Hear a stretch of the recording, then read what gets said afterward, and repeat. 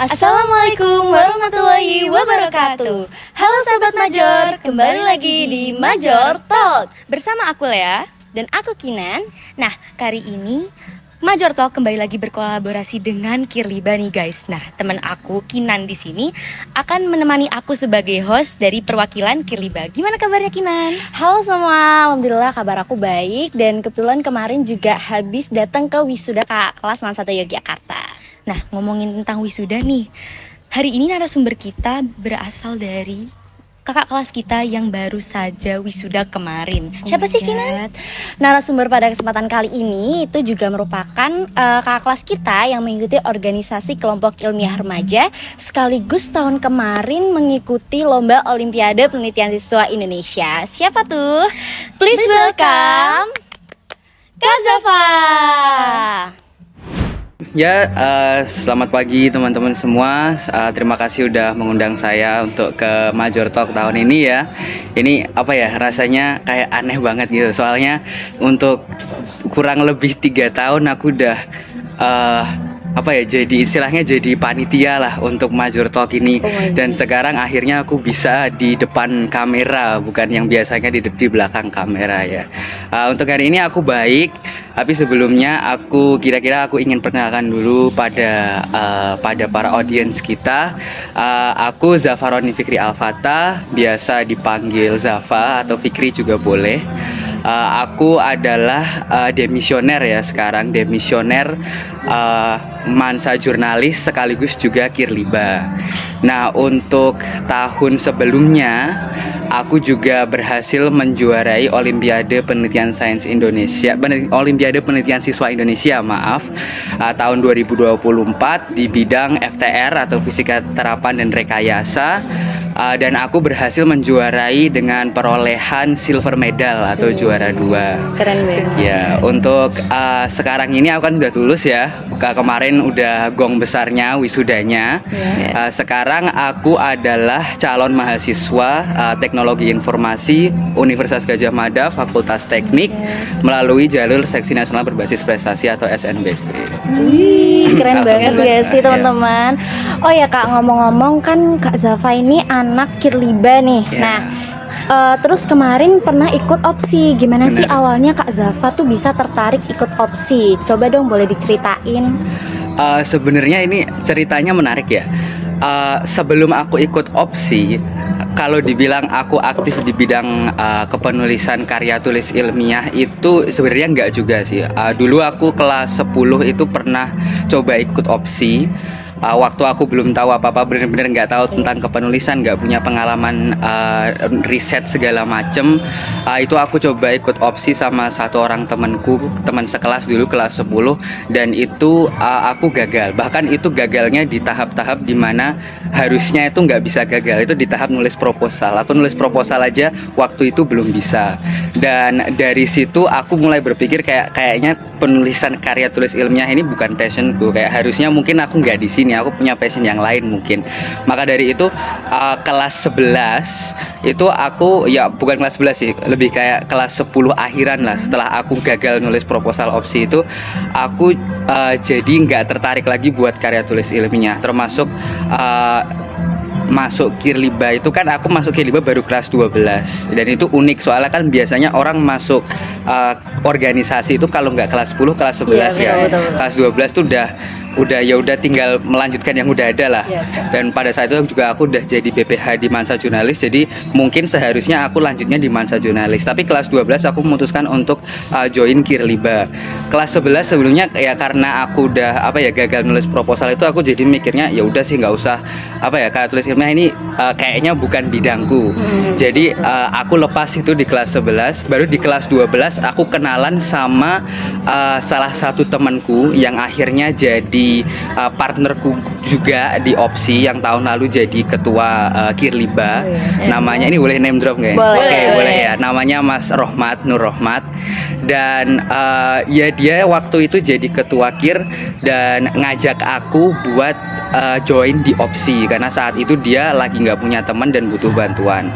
Nah ternyata dari opsi itu justru malah interestku kepada karya tulis ilmiah tuh jadi lebih meningkat lagi. Dan alhamdulillahnya dengan kerjasama dan juga bantuan dari berbagai pihak kita bisa untuk menjuarai opsi tahun 2024 kayak gitu. Awalnya sebenarnya ya dari diajak sama temen kayak gitu.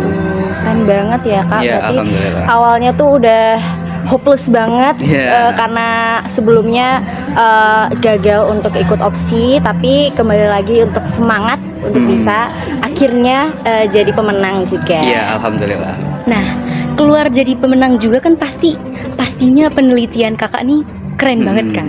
Apa sih yang kakak teliti dan bersama Kak Rohmat ini untuk mengikuti opsi tersebut? Oke, jadi buat penelitianku itu aku sama Rohmat itu kan ikutnya bidang FTR, fisika terapan dan rekayasa. Di situ kita bikin alat.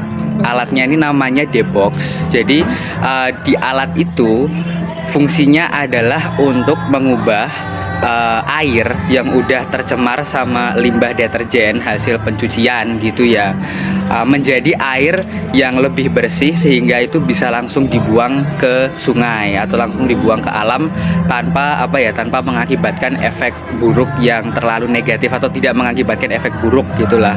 Dan itu penelitiannya kita pakai konsep namanya fotokatalis, dimana itu ini nggak usah terlalu teoritis ya, pokoknya itu ada semacam senyawa yang bisa digunakan untuk mempercepat proses degradasi dari limbah. Jadi setelah dipercepat itu limbahnya bisa terdegradasi dan akhirnya air yang tercemar itu bisa dibuang ke alam tanpa menyebabkan efek negatif lah seperti itu. Keren banget ya, jujur kalau misalnya aku ikut lomba penelitian gitu nggak terlalu kesampaian gitu, tapi mungkin kenapa sih Kak Zafa bisa meneliti penelitian tersebut? Alasannya apa? Boleh diceritain nggak? Apakah itu dari pengalaman pribadi Kak Zafa dan Kak Rohmat atau gimana? Ya, sebenarnya untuk awal dari penelitian atau ide penelitian kita yang kita ambil untuk opsi itu, kita pertama-tama mencari dari penelitian-penelitian yang udah pernah menang lomba pada event-event sebelumnya. Dan tapi untuk penelitian ini kita tuh nggak ngambil dari yang menang opsi tahun lalu. Kita ambil satu jenjang di atasnya. Kita ambil yang menang lomba penelitian nasional tapi di jenjang mahasiswa. Di jenjang mahasiswa tahun lalu itu yang paling menonjol atau yang banyak digunakan lah dan juga terbukti bisa menang itu konsep fotokatalisnya itu. Nah, jadi kita mulainya dari situ, fotokatalis untuk mendegradasi limbah. Terus kita setelah punya ide itu kita memutuskan untuk yaudah ini bagus, kita coba pakai ini. Kita lihat di lingkungan kita nih, kira-kira masalah apa yang besar, masalah apa yang memang dihadapi di lingkungan kita. Dan salah satu masalah yang besar itu, apalagi kalau di Man 1 ya, di belakangnya itu ada namanya Sungai Code. Dan Sungai Code itu berdasarkan penelitian yang sudah kami lakukan dan tes yang sudah kami lakukan juga, itu konsentrasi pencemaran akibat limbah deterjen itu sangat besar. Karena di situ emang posisinya banyak sekali istilahnya kayak laundry yang itu berjajaran di Sungai Code dan itu membuang limbahnya langsung ke sana. Dan itu akhirnya dari fotokatalis ini yang mau kita angkat sebagai ide ya. Terus habis itu dari masalah pencemaran Sungai Code itu kita jadi rembukan, terus kita mengambil kesimpulan ya udah kita bikin alat aja, gimana kita bisa bikin fotokatalis ini bisa digunakan untuk mendegradasi limbah gitulah. Mungkin ini bisa jadi teman-teman untuk tips and trick ya untuk meneliti di bidang tadi FTR, bisa ngambil referensi dari pemenang sebelumnya yang dari tadi Olimpiade yang mahasiswa tadi. Olimpiade mungkin mahasiswa. teman-teman bisa pakai tips and trick dari Kak Zafa biar mungkin ini bisa jalan untuk menuju finalis opsi. Amin. Ya, dan beberapa teman kita kan juga mau ada yang mengikuti opsi untuk kedepannya seperti Kinan di sini. Nah, kita mau tahu nih gimana sih perbedaannya ketika sebelum menjadi finalis dan setelah menjadi finalis, kan beda banget ya Kak? Iya, boleh dong kasih tahu. Oke, jadi untuk tahapan dari opsi itu sendiri kan pertama bikin proposal. Betul. Bikin proposal, disubmit. Proposal ini sebenarnya kemungkinan chance untuk lolosnya masih besar. karena kebanyakan proposal yang disubmit kepada Puspesnas itu nanti pasti kemungkinan besar akan lolos. Buktinya kayak tahun lalu itu kan tahun 2024 itu kita ngirim belasan ya, itu kalau nggak salah semuanya itu lolos proposalnya, jadi bisa dibuat untuk bisa apa ya istilahnya dilaksanakan penelitian secara nyata gitu kan udah ada proposalnya. Nah setelah itu ini masih tahap pra final ya. Setelah itu yang sulit itu atau yang kebanyakan tim terhambat atau tereliminasi itu adalah di bidang mengubah proposal ini menjadi laporan atau mengubah proposal ini atau rancangannya jadi penelitian beneran lah yang kamu lakukan, entah itu bikin alat atau bikin aplikasi atau apalah itu kan. Nah kalau di tahapan ini memang banyak sekali siswa kita di tahun lalu itu yang tereliminasi. Bahkan yang proposalnya itu bagus-bagus dan udah lolos di tahapan proposal ya. Itu Man 1 sendiri kurang beruntung di sini karena dari semua proposal yang sudah kita masukkan ke Puspesnas dan lolos di tahap proposal itu, yang laporan penelitiannya itu lolos ke tahap final itu cuman kelompokku sama kelompoknya Rohmat.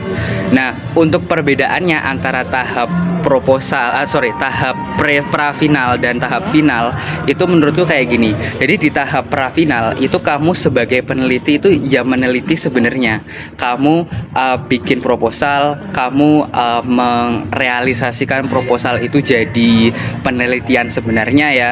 Kamu bikin alat, kamu bikin obat, kamu kesana kesini ngasih kuesioner. Nah itu meneliti sebenarnya tuh ada di situ sebenarnya di tahap pra final.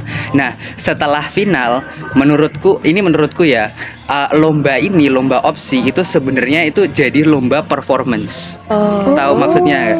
Karena di final kita nanti kalau tahun lalu itu kan kita diberangkatkan ke Jakarta, di mana di situ ada beberapa tahap, ada tahap pameran, ada tahap wawancara juga.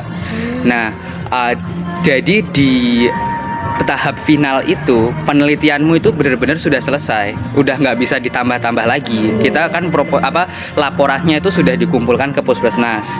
Jadi di situ kamu tinggal bikin PPT, tinggal bikin pamerannya dan juga persiapan untuk wawancara. Jadi setelah tahap final ini kamu istilahnya udah bukan jadi peneliti lagi, kamu jadi performer karena tugasmu itu adalah untuk wawancara, untuk istilahnya mengutarakan penelitianmu itu kepada para dosen juri gitu kan, dan juga nanti di pameran bagaimana kamu bisa men-showcase penelitianmu itu kepada bukan hanya para jurinya juga tapi juga pada orang-orang yang nantinya akan datang untuk bertanya tentang penelitianmu kayak gitu bedanya. Iya.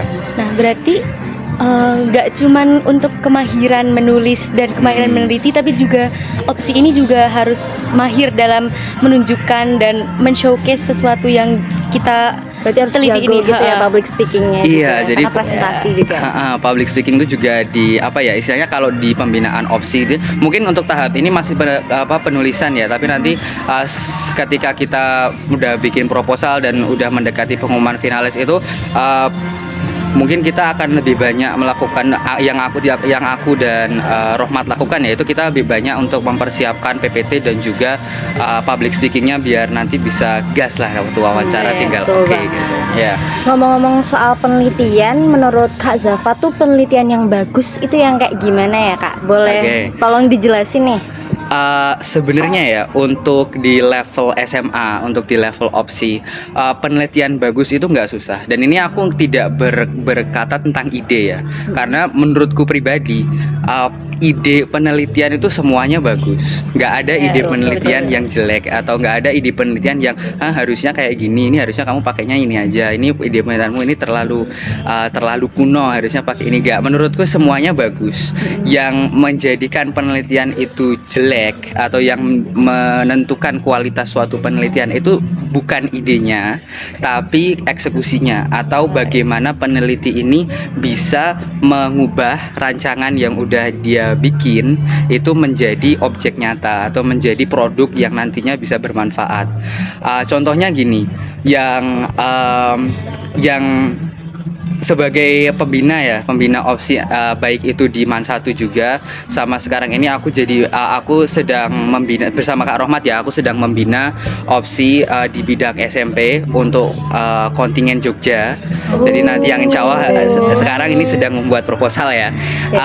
Salah satu kesalahan yang paling sering dan harusnya memang diedukasi dari awal ya untuk di jenjang SMP dan juga SMA itu adalah dari segi kepenulisan dan penggunaan bahasa Indonesia yang baik dan benar. Aku berbicara tentang ejaan, tentang penggunaan kapitalisasi dan juga kayak huruf yang seharusnya dimiringkan atau italik. Aku berbicara tentang penggunaan tanda baca. Nah, ini tuh sebenarnya mungkin ketika kebanyakan orang berbicara tentang meneliti ya, fokusnya itu mungkin akan mencari ide, terus kayak metode apa yang harus aku gunakan, terus ini gimana caranya untuk mendapatkan data ini. Tapi sebagai seorang peneliti yang selain dari melakukan penelitian, kamu juga harus menulis yang namanya proposal, yang namanya laporan kan. Dan ketika yang dinilai pada saat laporan dan proposal tersebut dikumpulkan itu adalah ya laporan dan proposal yang kamu tulis kan, bukan hanya ide penelitianmu itu. Dan kayaknya yang banyak dimiskan oleh orang-orang yang ingin join di opsi baik itu untuk tahap SMA dan SMA yang sudah aku teliti, itu adalah kepenulisan yang mohon maaf ini masih agak amburadul lah. Penggunaan huruf kapitalnya itu belum paham, ejaannya, kata baku nggak baku itu belum bisa membedakan. Terus penggunaan tanda bacanya, misalkan koma itu masih belum bisa, ini ditaruh di kalau misalkan kata ini harus ada komanya sebelumnya, itu masih banyak yang miss. Termasuk juga ini kemarin aku ini beberapa hari ini aku emang lagi sibuk gitu ya ngoreksi proposal ya. Baik itu proposal dari MAN 1, proposal Anda. Termasuk yang udah saya baca juga, sama proposal yang di jenjang SMP. Dan itu dua-duanya sama-sama parahnya, bro. Mohon maaf ya. Maksudnya dari segi penulisan. Kalau dari segi ide, ya seperti yang aku bilang, semua ide itu bagus. Dan menurutku kalau di masalah kepenulisan, aku paham kalau misalkan nggak semua orang itu memperoleh edukasi tentang hal ini kan. Betul. Pasti kebanyakan misalkan ada pembinaan, itu pembinaannya pasti kayak cari ide, pakai metodenya apa, cara ngambil datanya gimana, dan sedikit dibahas tentang kepenulisan. Dan itu memang terrefleksi dari bagaimana proposal yang dikumpulkan pada saat itu banyak yang salah. Tapi menurutku yang kesalahan di bidang gramatika atau kesalahan di bidang kepenulisan ini tuh kesalahan yang masih relatif mudah untuk diperbaiki. Apalagi kan di sini jenjangnya SMP dan SMA itu kita masih belajar ya, masih belajar bareng-bareng. Jadi itu sangat wajar apabila terjadi kesalahan dalam bidang kepenulisan dan lain-lain. Ini fun fact-nya ya. Dulu waktu aku nulis di bidang, jangankan di kelas 10 lah, kalau 10 itu udah parah banget, itu gak bisa dijadiin contoh lah, itu gak perlu ditunjukkan. Di kelas 11 saja lah yang akhirnya lolos ke tahap final, itu sebenarnya itu masih banyak penulisan yang salah, yang aku pada saat itu belum sadar kalau sebenarnya itu salah, sebenarnya itu nggak harus kayak gitu, nggak boleh kayak gitu. Dan aku baru belajar tentang cara kepenulisan yang benar itu di kelas 12. Kenapa di kelas 12? Karena salah satu mata pelajaran yang ada di UTBK, bukan salah satu sih, ada dua sih yang mempelajari tentang ejaan, tanda baca dan kapitalisasi, itu namanya PPU sama KMBM. Dan aku terpaksa untuk belajar itu. Jadi akhirnya aku paham, ini harusnya kayak gini, ini yang benar itu kapitalisasinya gini. Padahal itu yang seharusnya aku pelajari dulu waktu aku menulis proposal, waktu aku menulis laporan kayak gitu.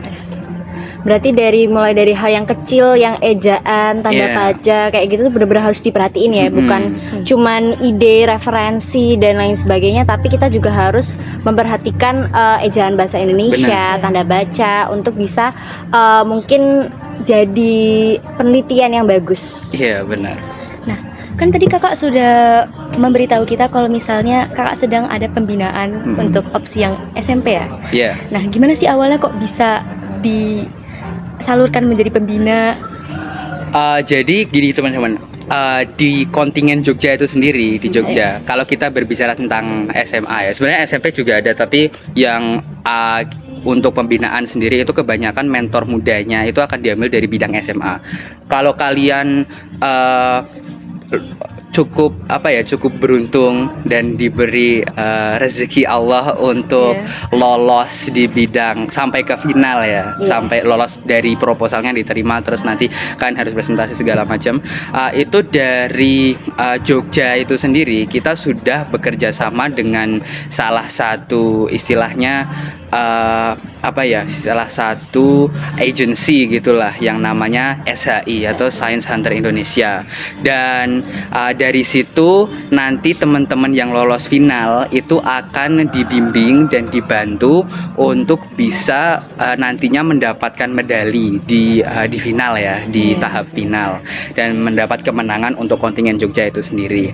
Nah, untuk pembinaannya kenapa aku bisa jadi mentor muda dan jadi pembina itu karena pada saat nanti kita sudah bekerja sama dengan SHI untuk mendapat kemenangan di tahap final ya, itu kan nanti kan ada grupnya tuh. Nah, biasanya setiap tahun dari SHI-nya itu sendiri itu akan menarik membuka istilahnya kayak open recruitment, siapa aja yang udah lolos final di opsi pada tahun itu untuk bisa menjadi mentor muda. Ini terlepas dari dia menang atau tidaknya opsi. Jadi masuk final dan misal udah ke Jakarta, tapi kalau tahun ini kan enggak ya, soalnya udah online ya. Kalau tahun lalu yang ketika opsinya itu sudah selesai ya, sudah pengumuman segala macam, itu kan udah mendapat medali kan, itu nanti bakal di open recruitment lagi di antara kita yang finalis itu, terlepas dari menang medali atau enggak, untuk bisa jadi mentor muda. Dan alhamdulillahnya aku dan termasuk juga Mas Rohmat ini kita sedang itu kita mengambil kesempatan tersebut karena yang pertama dibayar, yang kedua yaitu opportunity yang bagus untuk menjalin relasi dan juga memperkaya CV lah ya. Kebetulan kan pas Kak Zafa itu kelas 12 kan, yang untuk ikut opsinya, itu gimana sih cara bagi waktunya? Jujur kan aku baru pertama kali ikut opsi di SMA ini, terus kayak banyak dispennya, terus kayak jadi amburadul jadwal pelajarannya atau gimana, itu cara bagi waktunya gimana sih? Karena kadang tuh jadi anak opsi atau jadi anak penelitian itu kurang bisa membagi waktu untuk buat itu. Iya benar, aku juga merasakan itu waktu aku dulu pra finalis ya. Justru lebih parah waktu final. Tapi pra final itu aku setuju ketika banyak dispen dan juga banyak keluar dari kelas untuk melaksanakan penelitian kita. Tapi yang jelas gini, Bren, kalau di MAN 1 itu sendiri, aku sarankan untuk membagi waktu itu, kamu membagi antara pelajaran yang penting dan pelajaran yang bukan nggak penting ya, tapi bisa dikerjakan tanpa kamu harus di kelas. Misalkan kayak, mohon maaf, ini bukan berarti aku mengatakan pelajaran-pelajaran ini jelek ya, tapi misalkan pelajaran agama. Pelajaran agama itu kebanyakan teorinya itu bisa dipelajari di luar kelas, dan penugasan yang dikerjakan itu bisa dikerjakan di rumah tanpa harus kamu berada di kelas, kecuali ulangan. Kalau ulangan itu lain cerita. Nah, ada juga pelajaran-pelajaran yang dimana kamu harus berada di kelas. Kalau karena aku anak IPA dan kelas 11 aku mengambil penjurusan yang fisika, terus yang matematika lanjut, menurutku pelajaran-pelajaran tersebut itu nggak bisa ditinggal. Soalnya teori-teorinya itu sangat sulit untuk dipelajari di luar kelas, dan penugasan yang dilakukan itu kebanyakan satu hari dikasih tugas, terus sorenya udah harus dikumpul. Jadi itu nggak boleh ditinggal. Kalaupun ditinggal, biasanya aku pergi keluar kelas, misalkan ke SBSN atau ke lab, terus aku ngerjain penelitian itu sambil ngerjain tugas. Itu aku sering kayak gitu. Nah, jadi setelah kamu memisahkan antara pelajaran yang penting dan pelajaran dan yang nggak penting, ini yang dilakukan oleh aku dan Kak Rohmat biasanya, itu kita seling-selingan, kan kita beda kelas nih. Jadi pelajaran yang menjadi prioritas bagi kita juga beda-beda. Karena aku fokusnya fisika, matematika lanjut, informatika, dia fokusnya itu biologi, kimia, segala macam gitu kan. Jadi jadwal kita juga beda. misalkan nih hari Senin, aku tahu jam pertama itu ada MTK lanjut dan aku nggak boleh kelewatan MTK lanjut itu. Maka biasanya di hari Senin itu, misalkan aku dan Rohmat ingin dispen dari awal sampai akhir, sampai dari masuk sampai pulang, itu jam pertama aku nggak keluar kelas dulu. Rohmat keluar kelas karena misalkan di hari Senin itu pelajaran pertamanya tidak diprioritaskan bagi dia, jadi dia bisa keluar kelas duluan sementara aku di kelas dulu. Terus nanti tukeran lagi, misalkan ada pelajaran yang menurut aku nggak penting terus menurut Rohmat itu prioritas, itu aku keluar kelas untuk mengerjakan, dia ikut di kelas pelajaran kayak gitu. Dan itu sangat sering. Itu satu tips ya. Dan tips kedua yang tadi sempat aku singgung juga, selama penelitian itu kita sebenarnya sering curi-curi waktu buat ngerjain tugas dan juga untuk mengikuti TO. Karena kelas 11 apalagi semester 2 itu akan sangat sering buat kamu mengikuti TO yang dilaksanakan oleh MAN 1 kan. Jadi jadi ketika kita sudah berada di luar kelas lah itu posisinya dan kita sedang mengerjakan penelitian, itu misalkan ada downtime dalam penelitian kita di mana kita tinggal nunggu atau misalkan salah satu tugas sudah dilaksanakan oleh salah satu dari kami sehingga salah satu dari kami yang lain itu lagi nganggur, itu biasanya bisa dipakai buat ngerjain tugas dan juga untuk mengerjakan TO gitu misalnya. Kita juga sering ngerjain bareng, nyontek sih, tapi ya udah sih gitu aja. Nah, berarti kayak ganti-gantian gitu ya. Iya. Oke. Kan kita udah dikasih tahu cerita-ceritanya kakak ya. Nah, terakhir kita mau nanya, apakah ada suka dan duka atau ada pressure yang dirasain gimana? Ada lagi gimana sih cerita yang paling bikin kakak terkesan gitu dalam dalam menjalani opsi. Iya, oke. Dimulai dari apa nih? Suka apa dukanya dulu? Mungkin sukanya dulu aja. Sukanya dulu ya.